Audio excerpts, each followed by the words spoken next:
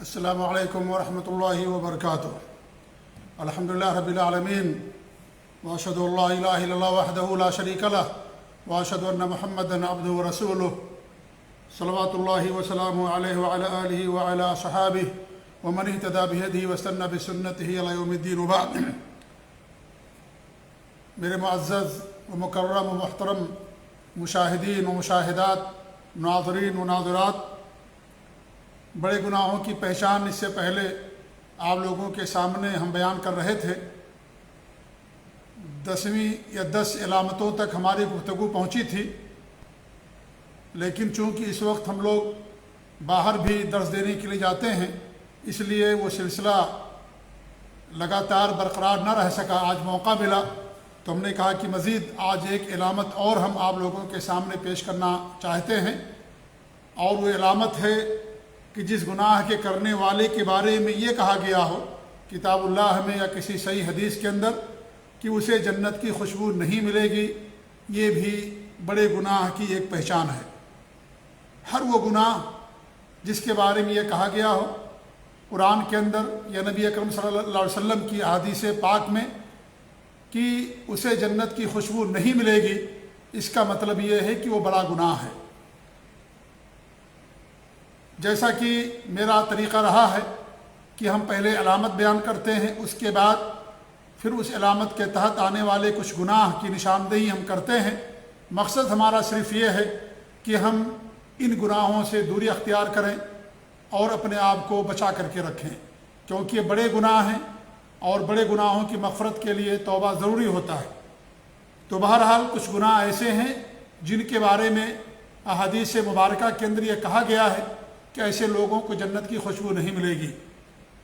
ایک حدیث میں آپ صلی اللہ علیہ وسلم نے 2 لوگوں کے بارے میں بیان فرمایا۔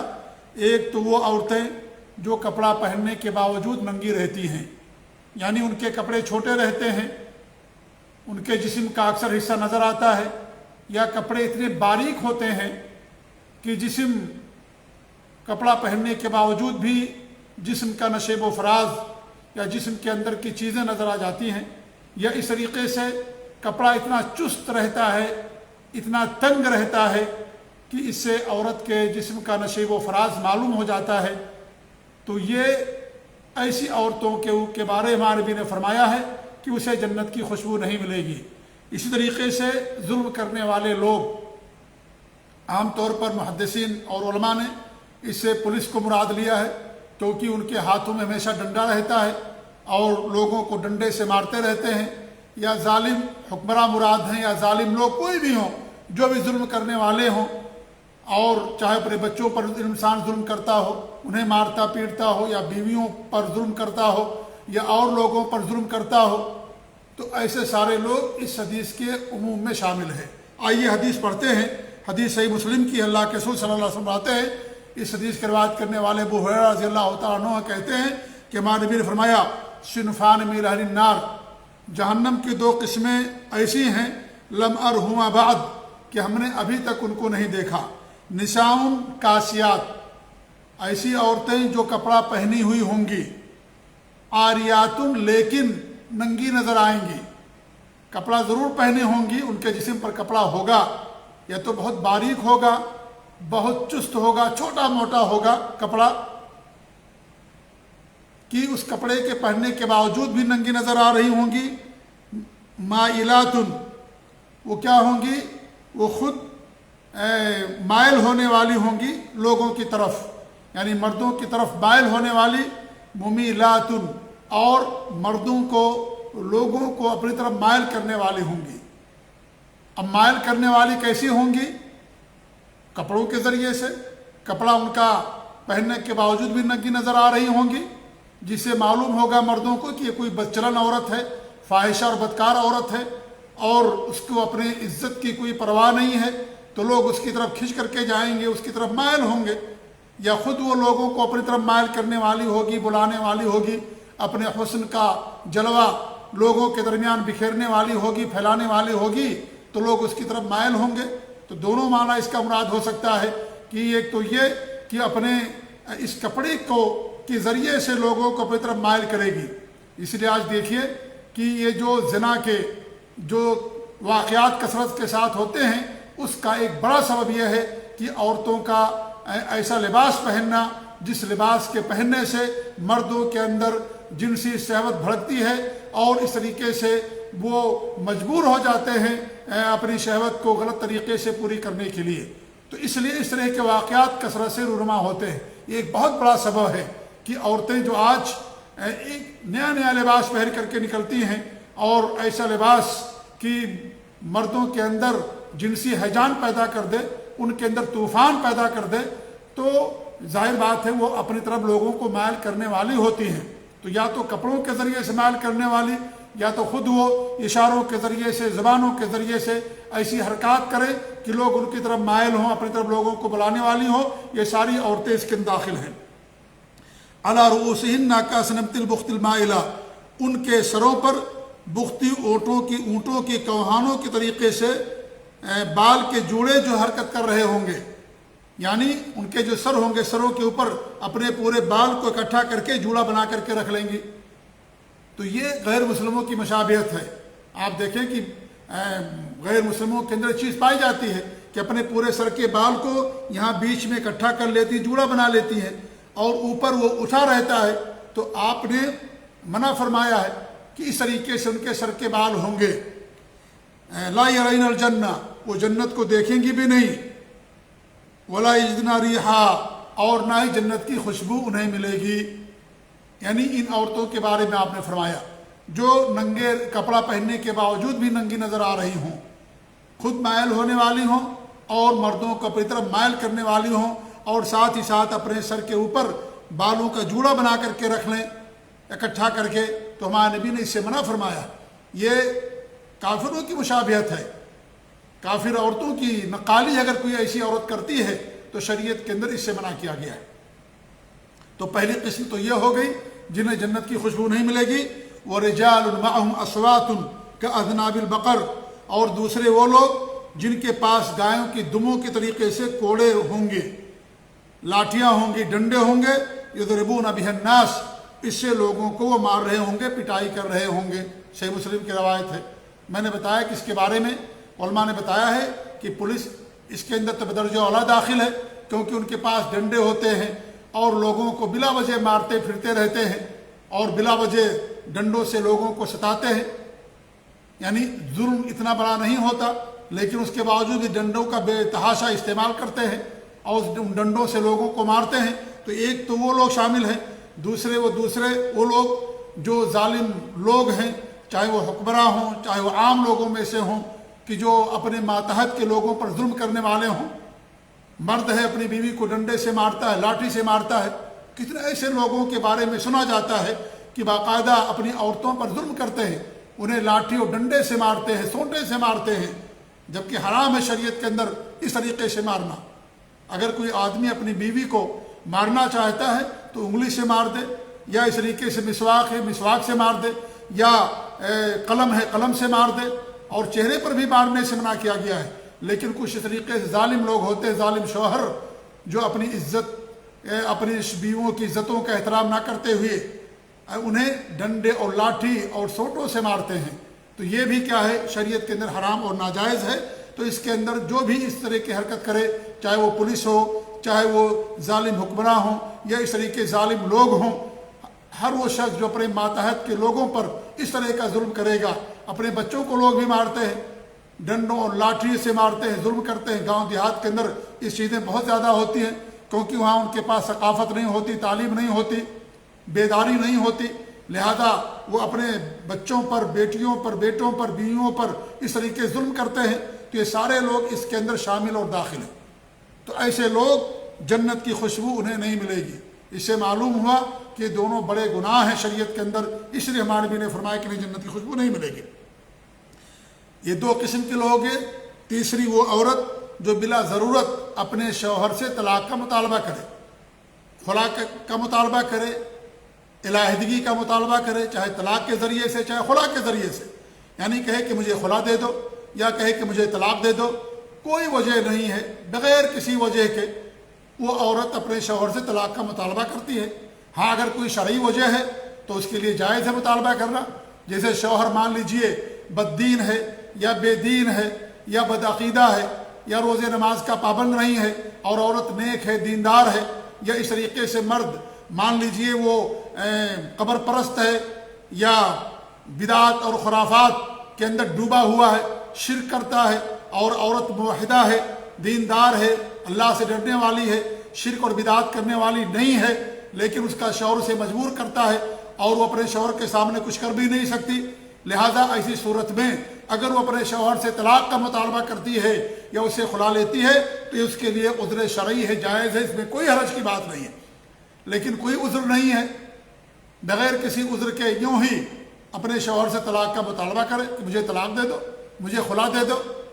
آج ہیں بہت ساری ایسی عورتیں کہ جو خاص طور سے جو عورتیں پڑھی لکھی ہوتی ہیں، دنیاوی تعلیم یافتہ ہوتی ہیں، تو ایسی صورت میں معمولی چیز بھی اگر کچھ آ جاتی ان کی زندگی میں صبر نہیں کر سکتی ہیں اور فوراً اپنے شوہر سے طلاق کا مطالبہ کر لیتی ہیں، کیونکہ اس میں ان کی غلط تربیت کا بھی اثر ہوتا ہے۔ ماں باپ اس طریقے سے تربیت دیتے ہیں اپنے عورتوں اپنی بیٹیوں کے بارے میں، ایسا رشتہ تلاش کرتے ہیں اور ان کے ذہن میں اس طریقے سے بٹھا دیتے ہیں کہ بیٹی ہماری فلاں گھر کے اندر جائے گی تو عیش کرے گی، رانی بن کر کے رہے گی، اور اس طریقے سے نوکر چاکر ہوں گی، نوکرانی ہوں گی، اور بڑی شاہانہ زندگی گزارے گی، اور اس طریقے سے ان کی تربیت کی جاتی ہے۔ اور جب وہاں جاتی ہیں اگر تھوڑا سا اونچ نیچ ہوتا ہے تو ان کے پاس صبر نہیں ہوتا، فوراً طلاق اور خلا کا مطالبہ کر لیتی ہیں، کیونکہ ان کی تربیت ایسے نہیں کی جاتی کہ بچی تم اپنا گھر چھوڑ کر کے جا رہی ہو، اپنے شوہر کے پاس جا رہی ہو، تمہارے شوہر کا بڑا حق ہے تمہارے اوپر، اور اگر کوئی مصیبت آئے، پریشانی تکلیف آئے تو صبر کرنا، کیونکہ صبر کرنے والے کے لیے جنت ہے، صبر کرنے والے کے لیے دنیا اور آخرت کے اندر خیر اور بھلائی ہے، اور صبر بہت بڑی نیکی ہے۔ یہ اس طرح کی تعلیم تو دی نہیں جاتی، دوسری تعلیم دی جاتی ہے، اور بیٹی سمجھتی ہے کہ ہمارے گھر والے بڑے مالدار ہیں، بھائی لوگ مالدار ہیں، ہماری پرورش کر لیں گے، لہذا ذرہ برابر بھی اپنے شوہر کو کچھ نہیں سمجھتی ہے، تھوڑی سی کچھ مصیبت آئی، تھوڑی بات میں اونچ نیچ ہو گئی، فوراً اس نے طلاق اور خلا کا مطالبہ کر لیا۔ یہ بہت ہے ہمارے معاشرے کے اندر، خاص طور سے ان عورتوں کے پاس جو عورتیں پڑھی لکھی ہوتی ہیں، تعلیم یافتہ ہوتی ہیں، یا اس طریقے سے وہ نوکری کرتی ہیں، تو ایسی صورت میں کبھی بھی اپنے شوہر کی کوئی بات برداشت کرنے کے لیے بھی تیار نہیں ہوتی، جبکہ ان کا شوہر قوام ہوتا ہے، ذمہ دار ہوتا ہے، عورت کے نانفقہ کی ذمہ داری، اس کی گھر کی ذمہ داری، علاج کی ذمہ داری، کھانے پینے کی، لباس کی، تمام چیزوں کی ذمہ داریاں شوہر کے ذمہ ہوتی ہیں، اس لیے شوہر کا درجہ زیادہ اونچا ہے۔ ہمارے بھی نے ایک حدیث کے اندر فرمایا کہ اگر میں سجدہ کسی کے لیے جائز کرتا تو عورتوں کے لیے کہ اپنے شوہروں کا سجدہ کریں، لیکن اللہ کے علاوہ کسی کے لیے سجدہ جائز نہیں، اس لیے آپ نے اس سے منع فرمایا۔ اتنا بڑا حق ہے شوہر کا عورت کے اوپر۔ شوہر پر عورتوں کے بھی حقوق ہیں، لیکن مرد کا حق عورت پر زیادہ ہے، کیونکہ مرد کی ذمہ داریاں زیادہ ہیں، مرد پر ذمہ داریاں زیادہ ہیں، اس لیے مرد کا حق بھی زیادہ ہے۔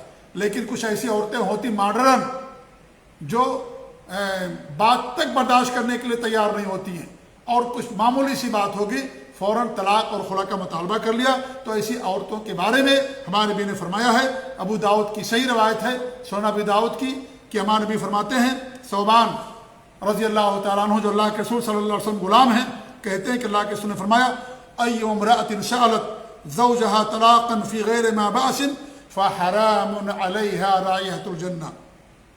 جس عورت نے بھی بغیر کسی عذر اور سبب کے اپنے شوہر سے طلاق کا مطالبہ کیا، اس پر جنت کی خوشبو حرام ہو جاتی، اس پر جنت کی خوشبو حرام ہو جاتی ہے۔ وہ دعوت کی صحیح روایت۔ تو اسے معلوم ہے کہ عورتوں کو ڈرنا چاہیے، انہیں صبر کرنا چاہیے، انہیں صبر کرنا چاہیے، اور اصلاح کی کوشش کرنی چاہیے، اور دعا کرنی چاہیے اپنے شوہروں کے لیے، کیونکہ دونوں ایک دوسرے کے محتاج ہوتے ہیں۔ شوہر بیوی کا محتاج، بیوی شوہر کی محتاج ہوتی ہے۔ یہ زندگی کے جیسے گاڑی دو پہیوں کی ہوتی ہے تو ایک پہیے پر نہیں چل سکتی، ایسے انسان کی زندگی میاں بیوی کی دونوں ایک دوسرے کے محتاج ہوتے ہیں، اور ہر ایک کے اندر خامیاں ہوتی ہیں، اچھائیاں بھی ہوتی ہیں، لہذا میں انسان کو پازیٹیو ہونا چاہیے، اچھائیوں پر نظر ہونی چاہیے، انسان کو چشپوشی اختیار کرنی چاہیے، عورت کو بھی اور مرد کو بھی، لہذا دونوں کو چاہیے کہ صبر کریں، اور اپنی خوشگوار زندگی گزارنے کے لیے انسان کو بہت کچھ کھونا پڑتا ہے اور بہت کچھ قربانی دینی پڑتی ہے، مرد کو بھی اور عورت کو بھی۔ تو جو بھی عورت بغیر کسی عذر کے، بغیر کسی شرعی سبب کے اپنے شوہر سے طلاق کا مطالبہ کرتی ہے، ایسی عورت کو جنت کی خوشبو نہیں ملے گی۔ اسے معلوم ہوا کہ یہ بڑا گناہ ہے۔ نمبر 4، وہ آدمی کافر شخص غیر مسلم جس کے ساتھ معاہدہ ہوا اس کے ساتھ کہ ہم لڑائی نہیں کریں گے، جنگ نہیں کریں گے، اور اس کو امن و امان دے دیا گیا، لیکن امن و امان دے دینے کے بعد اس کو قتل کر دیا جائے، تو ایسا آدمی بھی جو اگر کوئی قتل کرتا ہے اسے جنت کی خوشبو نہیں ملے گی۔